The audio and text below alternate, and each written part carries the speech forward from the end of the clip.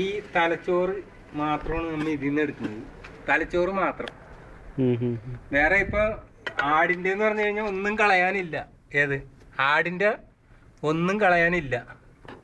നാക്കായാലും എന്തായാലും എടുക്കാം. എല്ലാം എടുക്കാം. എല്ലാം കണ്ണും കണ്ണല്ല, ആടിന്റെ ശരിക്ക് വേസ്റ്റ് എന്ന് പറഞ്ഞു കഴിഞ്ഞാൽ ഈ ചെവി മാത്രമേ ഉള്ളൂ വേസ്റ്റ്. കാരണം നമ്മുടെ നാട്ടിൽ എന്ന് പറയുമ്പോ എല്ലാം നമ്മ എടുക്കും. നമ്മുടെ നാട്ടില് ഇവിടെ എന്ന് പറഞ്ഞു കഴിഞ്ഞാൽ ആരും ഇവിടെ വെറുതെ ഡ്രമ്മിൽ കൊണ്ടുപോയി കളയാ.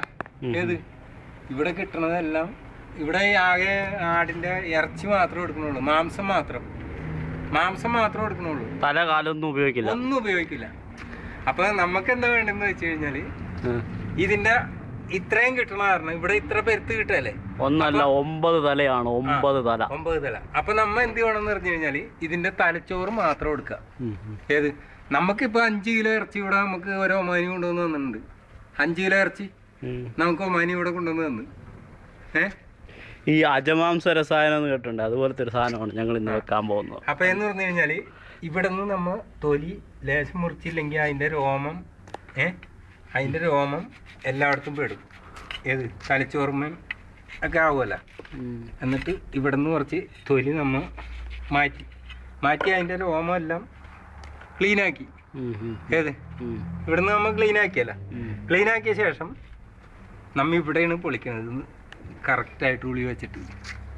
ഏത് ഇല്ല, ഇതിപ്പോ ഇവിടുന്ന് അടിച്ചു കഴിഞ്ഞാൽ ഇവിടുന്ന് നമ്മ അടിച്ച് പൊളിക്കുക. ഇങ്ങനെ നമ്മ അടിച്ചിട്ട് പൊളിച്ചിട്ട് ഈ കൊമ്പില്ലേ, കൊമ്പുമ്മ പിടിച്ചിട്ട് നമ്മ അകത്തണം. കൊമ്പുമ്മ പിടിച്ചിട്ട് നമ്മ വിട്ടരില്ല. അത് തീർത്ത് പിടിച്ചിട്ട് ആ കൊമ്പുമ്മ പിടിച്ചിട്ട് ഉളിക്ക് നല്ല മൂർച്ച വേണം. ഉളി നല്ല മൂർച്ച വേണം.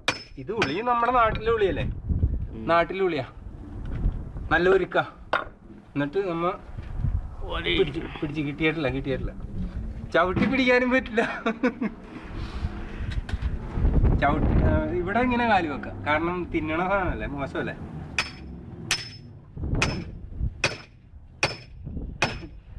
എന്റെ അമ്മേ, ഭയങ്കര ഇത് മൂത്താടാണെന്ന് തോന്നുന്നു. പണ്ട കിട്ടിയില്ല.